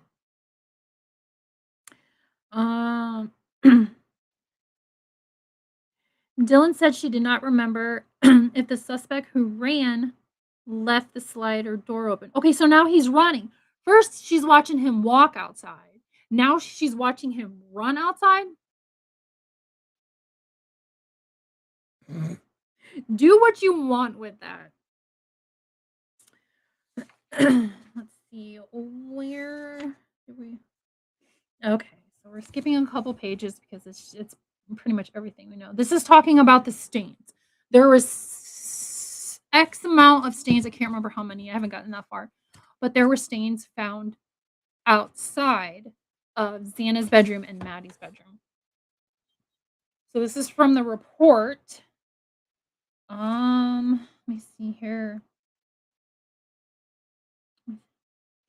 Okay, so continue down the hallway. There was a bathroom to the left side. Okay. Oh wait, I probably should read this to set the scene. There's a half wall to the right. Okay, I should have done this. I got to go back a little bit here. Small living room area and the folding table. So that was okay. So we're going back into the living room. As you go up the stairs to the second floor, you enter a small living room area. There was a folding table set up on the west side of the area, partially blocking the entry to the west hallway. Keep that in mind because that comes into play.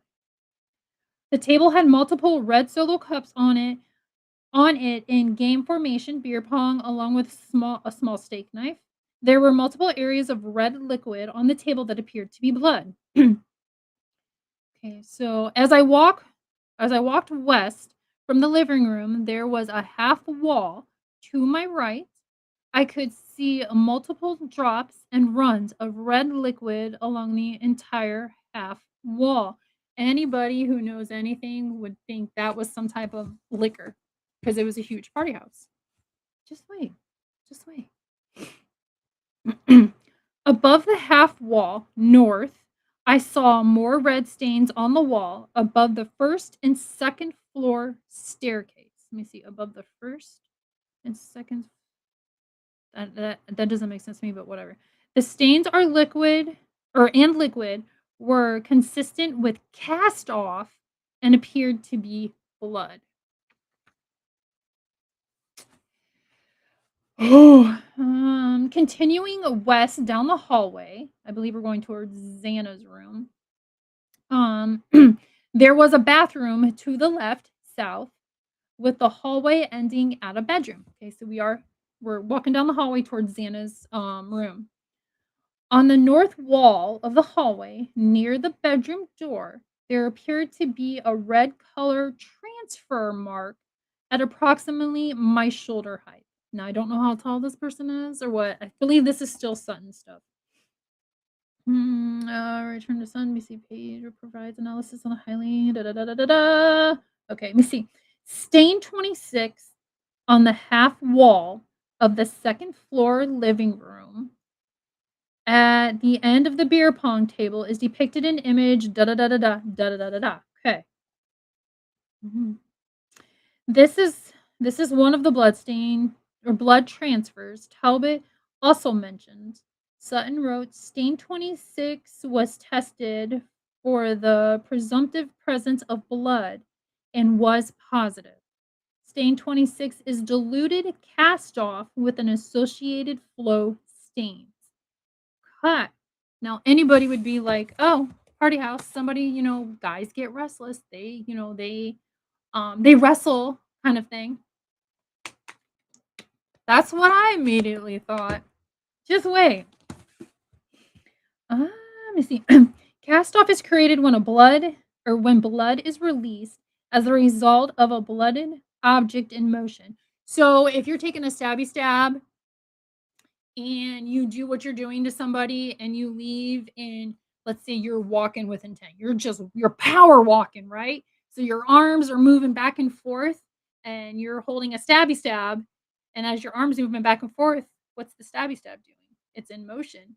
Cast off. Like every time you walk, you go up, cast off, go down, cast off. So the blood is sliding off the stabby stab. The appearance of the blood stains reveal that the blood has been diluted by another liquid. Keep in mind, we also don't know what Dylan and Bethany were doing between, was it the time Dylan went to Bethany's room until they got up, supposedly got up, and even though there was a phone call made at 10 o'clock that morning.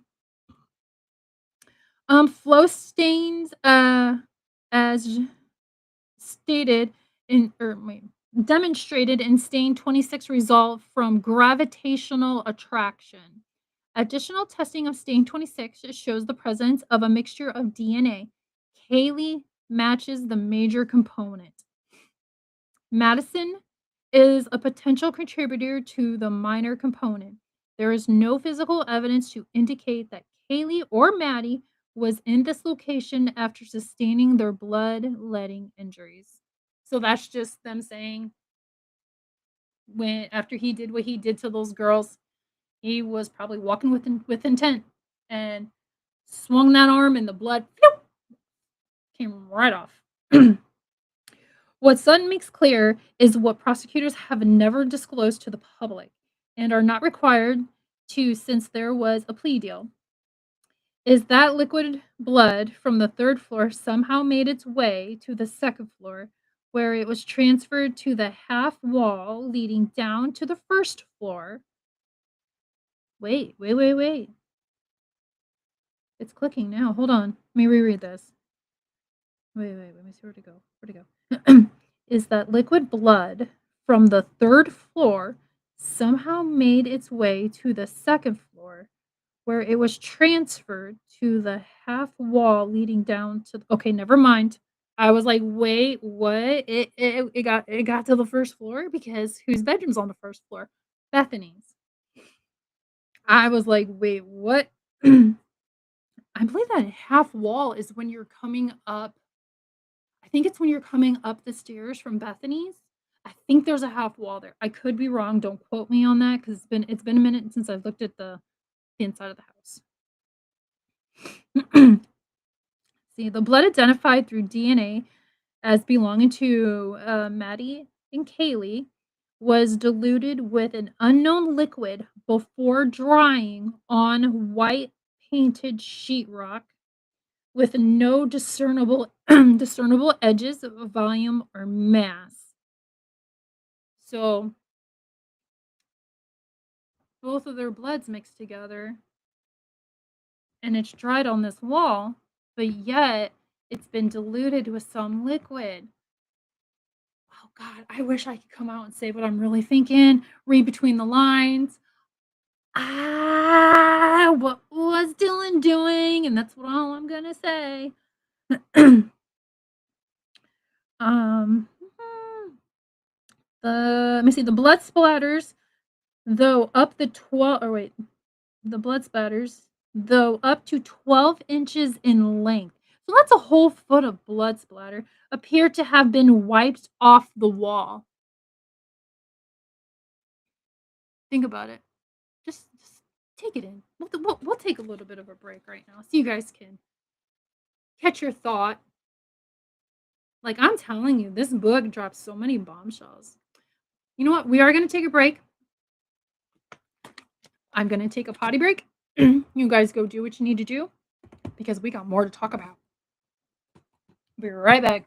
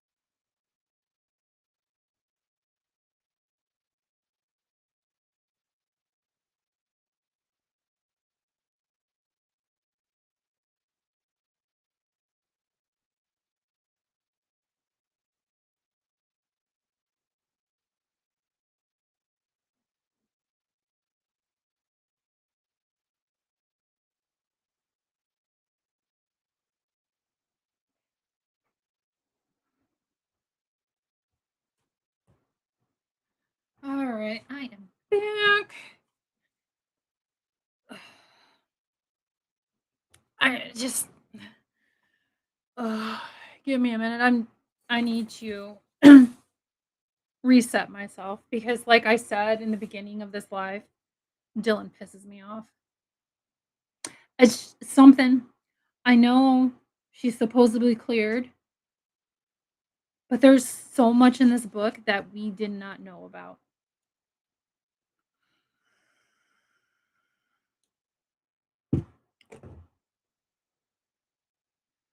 Whew.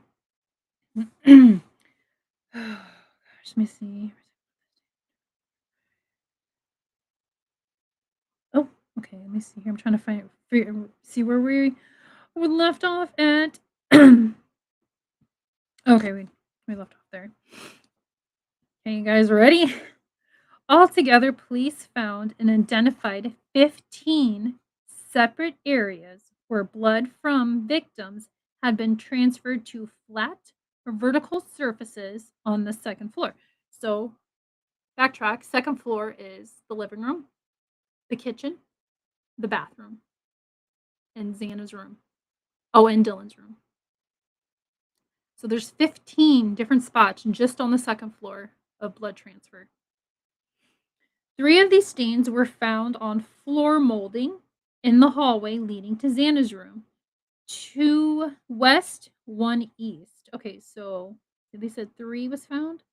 Okay, so 2 west, 2 of the bloodstains were found in the west side. 1 was found on the east side. And all the rest except 2 on the knee first floor. Oh, what the fuck? Why does my thing keep doing that?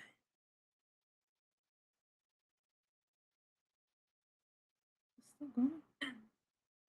And all the rest except 2 on the knee. Oh, God, I hope y'all come back. I don't know why it keeps kicking. Okay, let me see here. The knee wall leading down to the first floor. Every single one of the stains documented by law enforcement laboratories tested positive for blood and was tracked via DNA to Maddie and Kaylee. So let me make sure I read that correctly. Every single one of the stains documented by law enforcement laboratories tested positive for blood that was Kaylee and Maddie's blood. So I'm assuming all of the 15 stains they found on the second floor were from Maddie and Kaylee. Oh my God.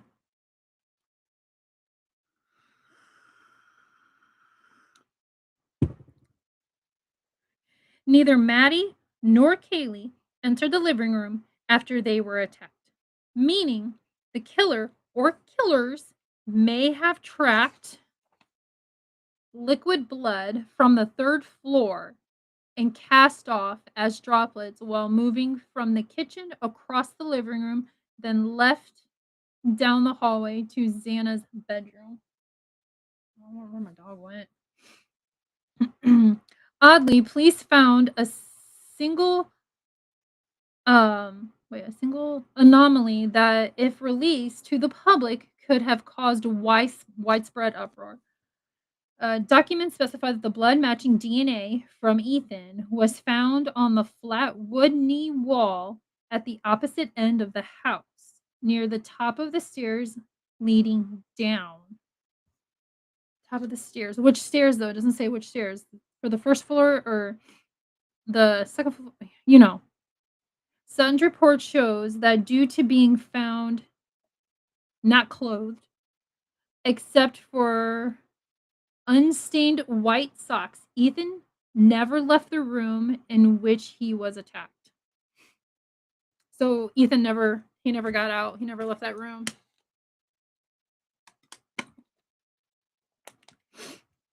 Most importantly, crime scene photographs appear to document that 2 of the diluted knee wall stains were found underneath a box of White Claw beverages.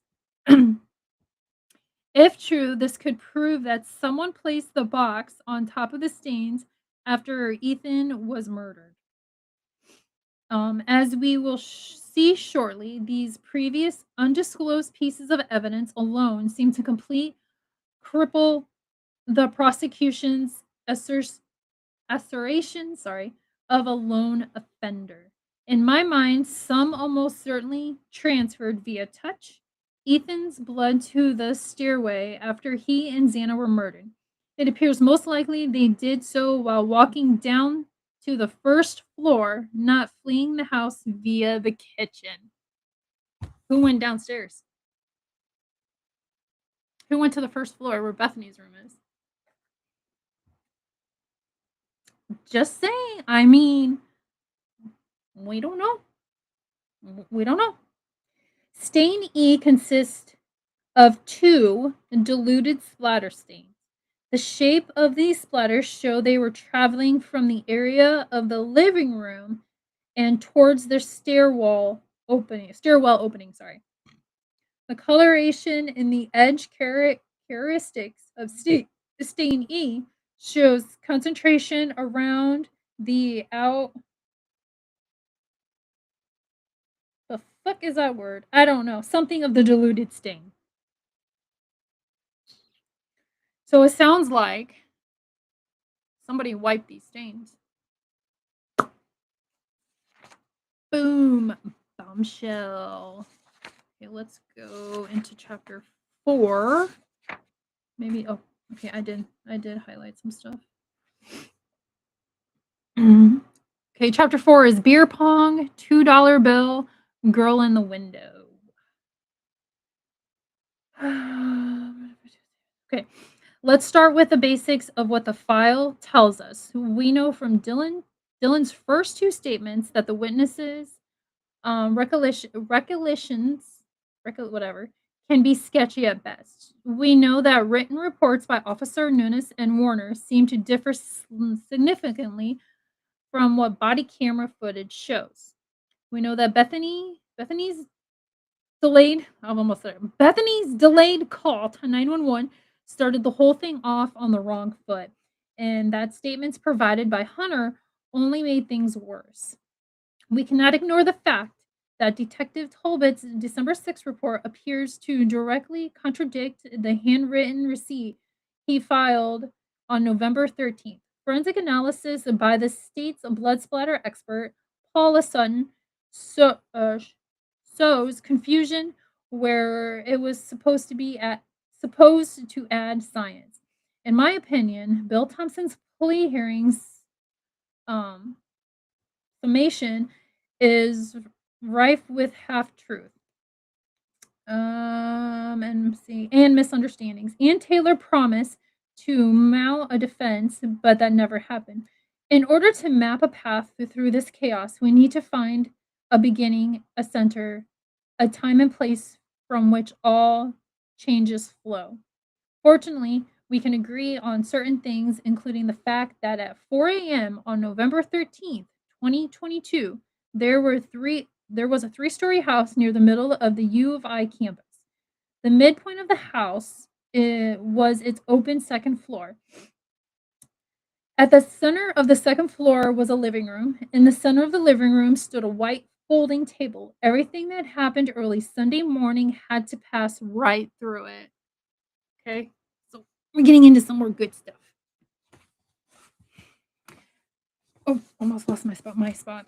See, police seem to agree, and numerous reports map the killer's movements through the house, acknowledging that he entered through the sliding glass door in the kitchen before moving upstairs to cruelly attack his victims.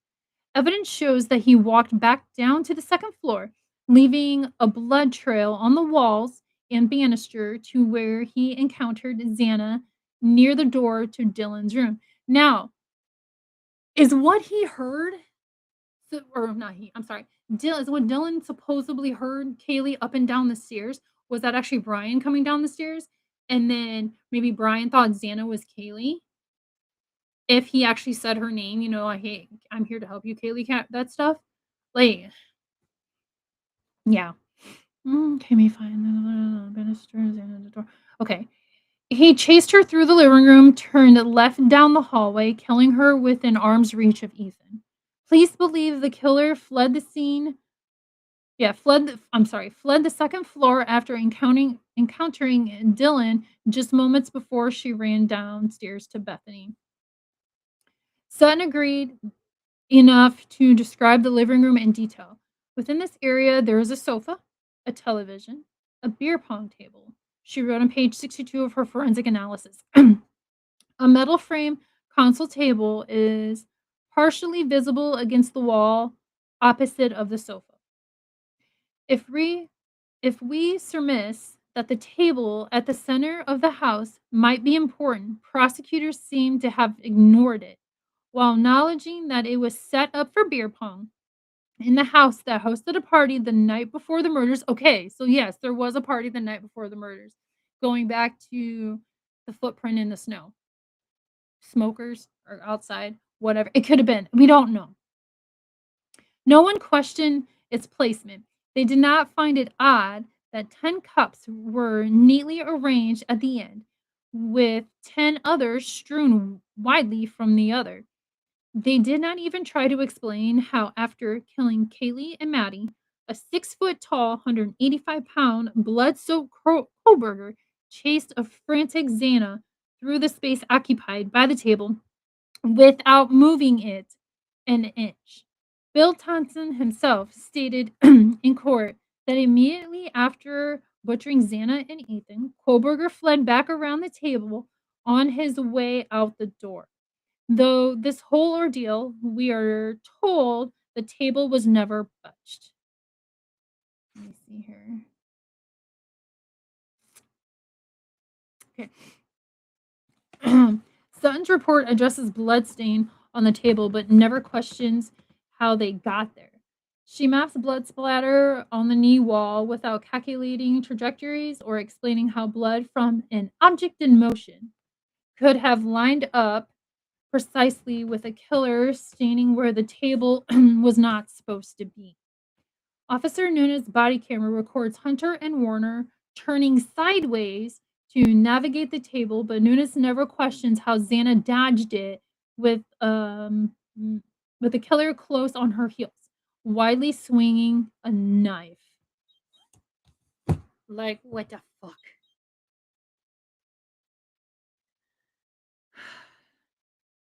Just how? If they were running around this table, because if I remember correctly, the living room wasn't that big. That table took up a lot of room, and they probably played beer pong a lot.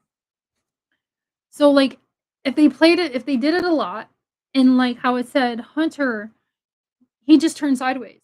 It's it's a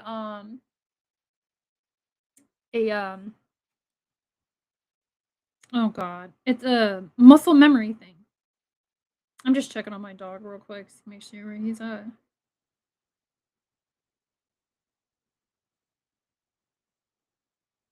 I don't see him in the living room. Where the hell's my dog? Is he in his... Hold on.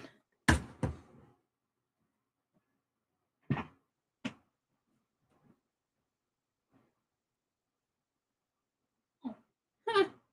He's laying in his bed right now. I couldn't see him. I had to like go up to it and look. He's mad, mommy. It's okay. Let's see. Worse, Detective Talbot's evidence collection team documents bloodstains without explaining their odd shape or unlikely placement. Various reports mention the solo cups without questioning why some stand upright and others lie scattered. Blah, blah, blah, blah. Stain 39 demonstrates the appearance of diluted bloodstain. She wrote on page 62, referring to dried fluids on the beer pong table that were genetically matched to Kaylee. The presence of an overturned cup in the vicinity of stain 39 is a potential source of the dilution. If the cup continued or contained a liquid at some time or if it was part of the setup for a beer pong game. Okay, see, splatter stain F is on the edge of the west side of the table. Presumptive testing of stain F for blood was positive. This stain revealed to be the DNA of Xana. Damn. Mm. And that's where I stopped last night. Yeah. So just if a lot of this information actually came out before the trial or before he pled guilty, I think a lot of people would have had a difference in opinion about who actually did it.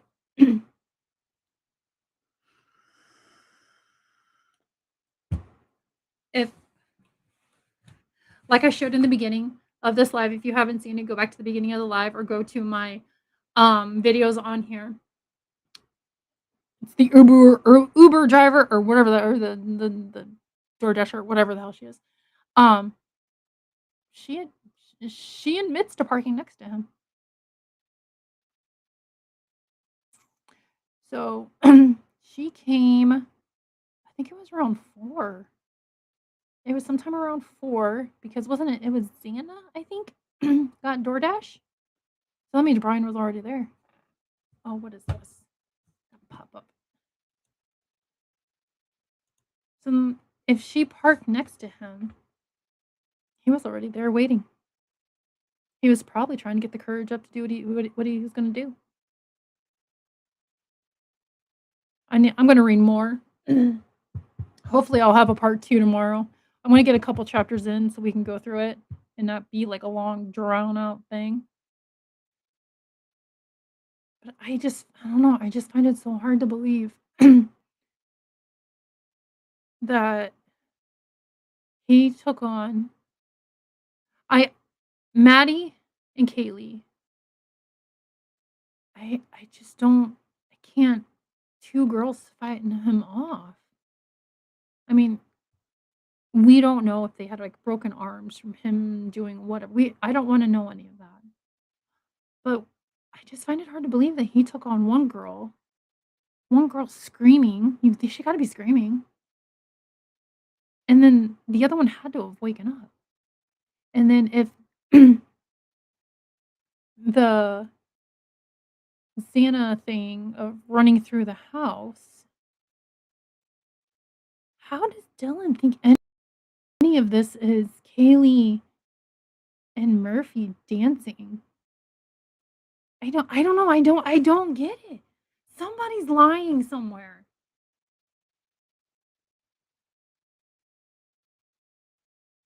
I don't know. It's just so much to think about.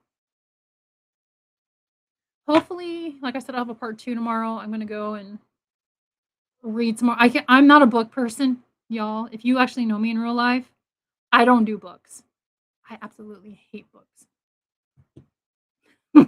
But I wanted to read this one. But if not tomorrow, maybe Wednesday or Thursday, I'll have a part 2 for this. But all right. Just make sure you do your own research. If you have an opinion, you are allowed to have your opinion in the chat or in the comments. Please do not bully, be rude, or harass anybody about their opinion on here. That's all I ask. But all right, I will see you guys later.